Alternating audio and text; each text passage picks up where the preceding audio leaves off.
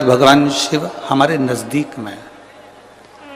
अगर हमको इतना सा भी दुख आता है और हम एक लोटा जल लेकर महादेव के मंदिर में पहुंच जाते हैं, वो आपके जल की दशा को देखकर पहचान जाता है कि इसको दुख क्या है। कहना नहीं पड़ता।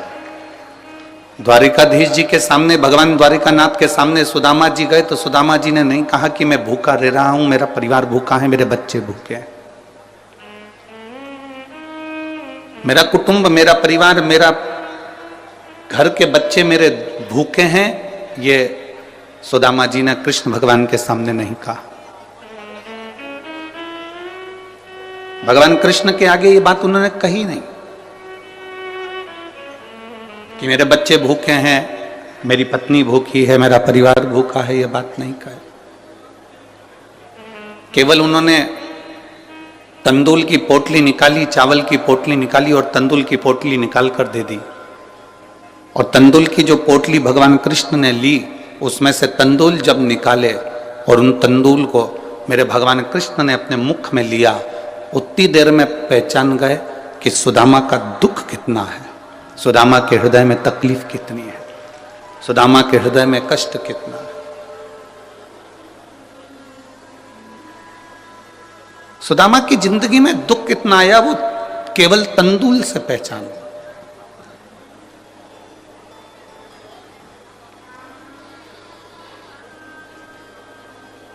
आपको जाकर देवाधिदेव महादेव के सामने ये नहीं कहना है कि मेरा दुख कितना है। आपको महादेव के सामने जाकर ये नहीं कहना है कि मेरा कष्ट कितना है। आपको तो महादेव के मंदिर में जब जाएं, भगवान शिव के मंदिर में जब जाएं, एक लोटा जल लेकर, जब अपने घर का पानी लेकर, घर का जल लेकर, मंदिर का जल नहीं, घर का जल लेकर जब आप देवाधिदेव महादेव के पास में पहुंचेंगे, भगवान शंकर को एक लोटा जल समर्पित करेंगे, तो महादेव उस जल से पहचान जाएंगे कि आपकी जिंदगी में तकलीफ क्या चल रही है, आपके जीवन में दुख क्या चल रहा है।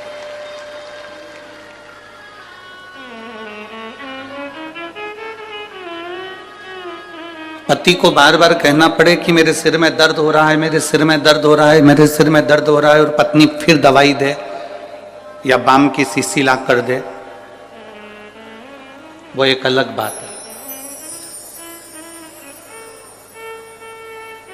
पति के सिर में दर्द हो,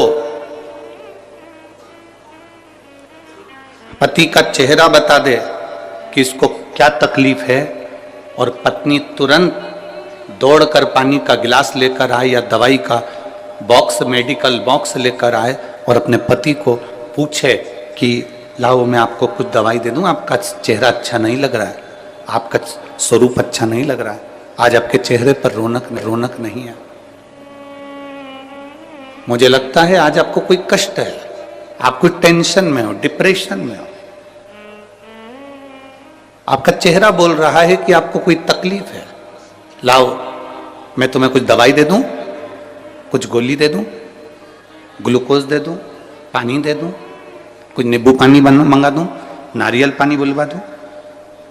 पति को कहना ना पड़े कि मेरे को ये तकलीफ है, और पत्नी मेडिकल का बॉक्स लेकर आ जाए और आपका चेहरा देखकर पहचान जाए कि आप तकलीफ में हो, तो समझ लेना कि पति और पत्नी का संबंध बड़ा प्रबल संबंध है।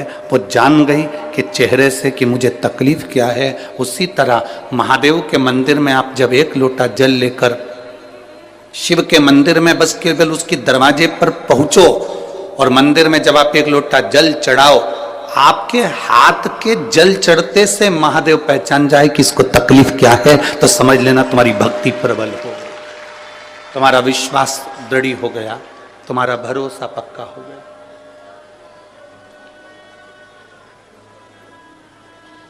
एक भरोसा भी तो पक्का होना चाहिए। गुरु नानक देव जी के 2 पुत्र, 4-5 शिष्य, ऐसा नहीं कि गुरु नानक देव जी के लिए सब ठीक नहीं थे, सब श्रेष्ठ थे। गुरु नानक देव जी ने तो हर पंक्ति में यह बात कही है कि सब में रब को देखो, साइया सब में समाया।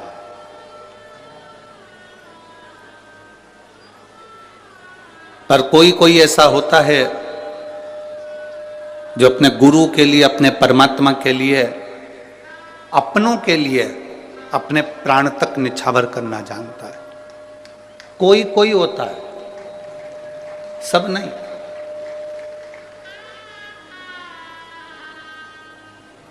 पड़ोसी तुम्हारे बन सकते हैं,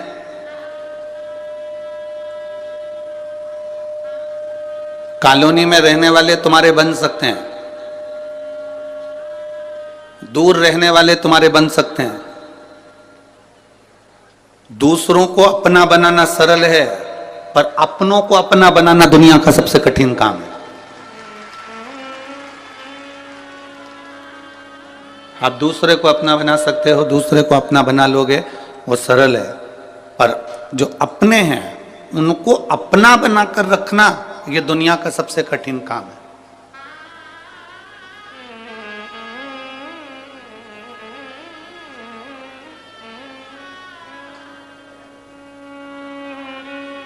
भगवान नारायण की माता लक्ष्मी, आप में से कितने लोग हैं जो तिरुपति गए?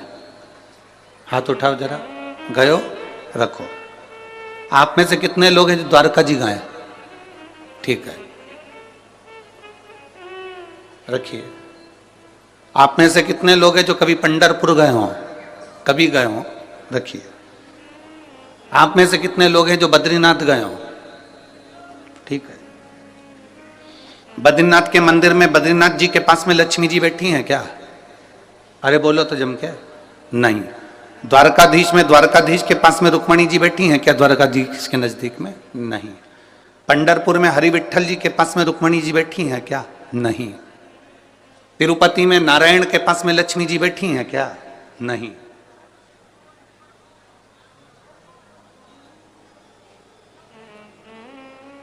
केवल एक देवाधिदेव महादेव ऐसे हैं जिनकी धर्म पत्नी उनके साथ नजदीक में सदा विराजमान है। केवल एक। ब्रह्मा जी के पास में ब्रह्माणी नहीं है, इंद्र के पास में इंद्राणी नहीं है, नारायण जी के पास में लक्ष्मी भी दूर हैं, द्वारकाधीश से रुक्मणी जी भी दूर हैं, बद्रीनारायण में बद्रीनाथ जी से लक्ष्मी जी दूर हैं, पर केवल एक देवाधिदेव महादेव हैं जिनके पास में पार्वती जी साथ में बैठी हैं, साथ में। क्योंकि दूसरों को अपना बनाना सरल है, पर अपनों को अपना बनाना कठिन है। और मेरे महादेव ने वही करा है, अपनों को भी अपना बनाया और दूसरे को भी अपना बनाया। ये महादेव का सबसे बड़ा गुण तत्व, सबसे बड़ा गुण तत्व मेरे महादेव का, अपनों को भी अपना बनाया और दूसरे को भी अपना।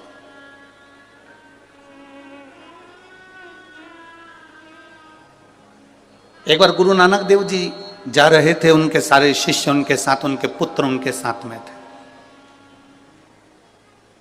एक बहुत गंदा सा एक तालाब देखा गुरु नानक देव जी ने, और सोचा कि आज अपने शिष्यों की, अपने पुत्रों की थोड़ी सी परीक्षा ली जाए।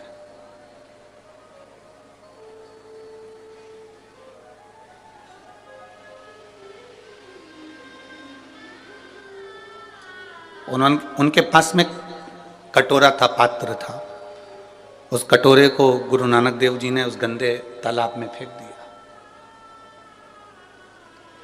बैठ गए, सब आए, सारे शिष्यों से कहा कि मेरा कटोरा इस गंदे नाले, इस गंदे तालाब में गिर गया है, कोई निकाल के ला दो। पुत्रों ने भी मना कर दिया, चले गए। शिष्य भी चले जा रहे हैं। केवल एक गुरु नानक देव जी का एक शिष्य लहना ऐसा था, उस लहना ने जब देखा और गुरु नानक देव जी ने कहा कि गुरुदेव आप बैठे हो? हाँ। क्यों? मेरा कटोरा इस गंदे तालाब में गिर गया। अभी कोई निकल कर नहीं गए क्या? सब गए। मेरे बेटे भी निकल कर गए, मेरे शिष्य भी निकल कर गए, पर कोई गंदे तालाब में कूदने को तैयार नहीं। लहना ने कहा गुरुदेव आपको कटोरा चाहिए? हाँ। लहना ने एक बार भी कुछ बात नहीं करी और लहना कूद गया उस गंदे तालाब में और कटोरा निकाल कर अपने गुरुजी को हाथ में ला कर दे दिया, गुरुदेव ये कटोरा। गुरु नानक देव जी ने कहा कि तूने ये नहीं पूछा कि कटोरा गिरा कैसे, कटोरा गया कैसे? तूने एक बार भी नहीं पूछा कि ये कटोरा गिरा कैसे, गया कैसे, गंदे तालाब में पड़ा कैसे? गुरुदेव आपने कह दिया ना कि कटोरा बस तालाब में गिर गया। अगर शिव का वचन, शिव महापुराण के शब्दों पर, गुरु के शब्दों पर यदि एक विश्वास पक्का है तो फिर उस विश्वास पर अगर तुम चल दिए तो ये निश्चित है कि एक ना एक दिन गुरु की और शिव की कृपा जब बन गई तो जिंदगी में अपनी हाल हो ही जाओ। फिर आपको निहाल होने में कोई दिक्कत नहीं है।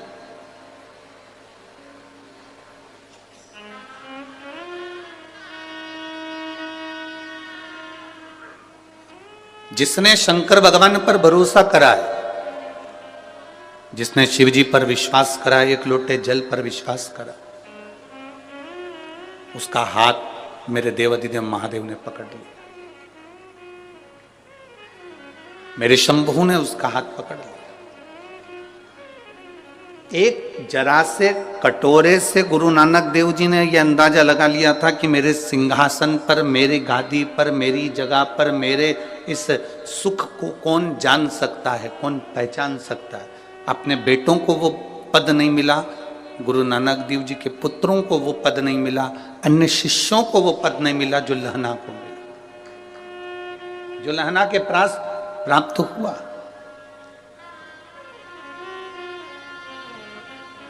आपको शिव जी के मंदिर जाकर ये नहीं बार बार कहना कि मुझे दुख है। आप तो, आपका घर का जो पानी है ना, आपके घर का जो जल है, जब आप उस जल को लेकर जाते हो ना और शिव जी के मंदिर में पहुंचते हो तो वो जल बता देता है कि आपका दुख कितना है, आपकी तकलीफ कितनी है।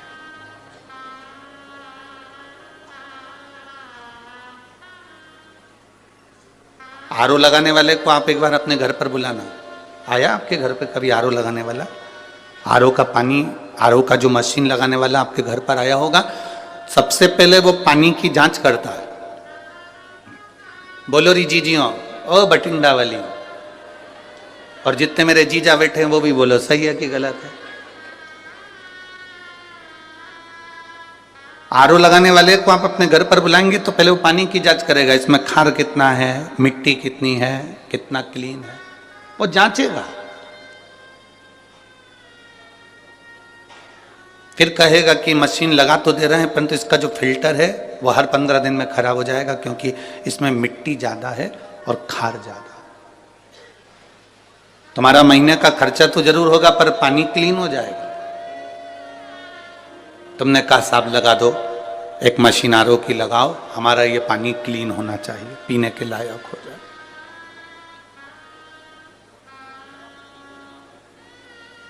शिव जी के ऊपर जब एक लोटा जल चढ़ाने के लिए आप जाते हैं तो जैसे मशीन पानी को क्लीन करती चली जाती है, धीरे धीरे रोज जब हम देवाधिदेव महादेव पर एक लोटा जल समर्पित करते जाते हैं तो हमारी जिंदगी का दुख भी, कीचड़ भी भगवान भोलेनाथ क्लीन करते चले जाते हैं, धीरे धीरे साफ।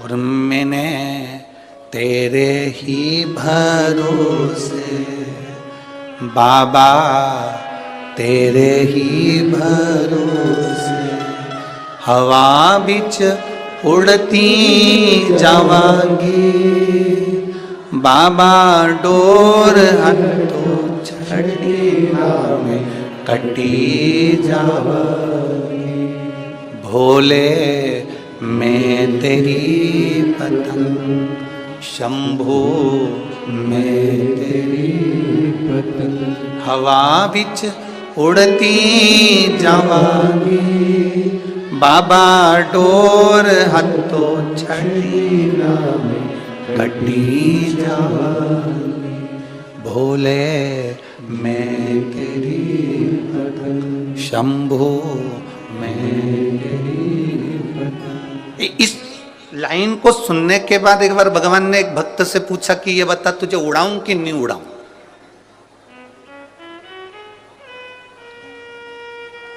भक्त ने भगवान से पूछा मैं उड़ूंगा, कोई दिक्कत तो नहीं है। भगवान कहते हैं डोरी मेरे हाथ में है, उड़ाऊंगा, बहुत ऊपर पहुंचेगा, बहुत ऊपर पहुंचेगा। पर इतना याद रखना, पतंग और इंसान जितनी ऊंचाइयों पर जाता है काटने वालों की संख्या ज्यादा बढ़ जाती है।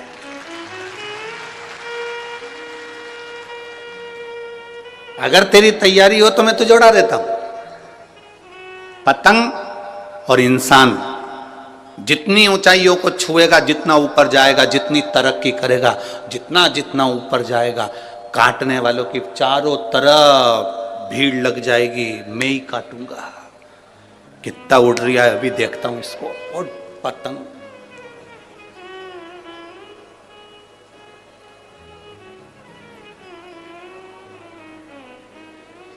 हमारे हिंदू धर्म में, हमारे सनातन धर्म में तो एक दिन दे दिया काटने के लिए, मकर संक्रांति का दिन, कि पतंग उड़े तुम काटो, मना नहीं है, बिल्कुल मना नहीं है। एक दिन दिया है मकर संक्रांति का कि पतंग उड़ रही है तुम काटो, मना नहीं है, पर रोज मत काटो। पर आज का व्यक्ति मकर संक्रांति पर कम पतंग काटता है, और किसी का घर में कोई आगे बढ़ रहा है, किसी का कहीं संबंध हो रहा है, रिश्ता जुड़ रहा है, संबंध हो रहा है, लोगों से काटने में लग जाते हैं कि कैसे भी काट कर समाप्त किया जाए। साल में एक दिन काटोगे ना चल जाएगा, पर रोज रोज मत काटो। किसी का संबंध हो रहा है, किसी के बेटे की शादी हो रही है, किसी बेटी का संबंध हो रहा है, कोई आगे बढ़ रहा है, कोई सीए कर रहा है, कोई एमबीए कर रहा है, कोई इंजीनियर बन रहा है, कोई डॉक्टर बन रहा है, कोई कलेक्टर बन रहा है, किसी का फाइल आगे बढ़ गई है, कोई आगे की ओर बढ़ता चले जा रहा है। हमें टेंशन नहीं लेना। अच्छा, बाबा की कृपा हो, खूब आगे बढ़े। एक पत्र आया है,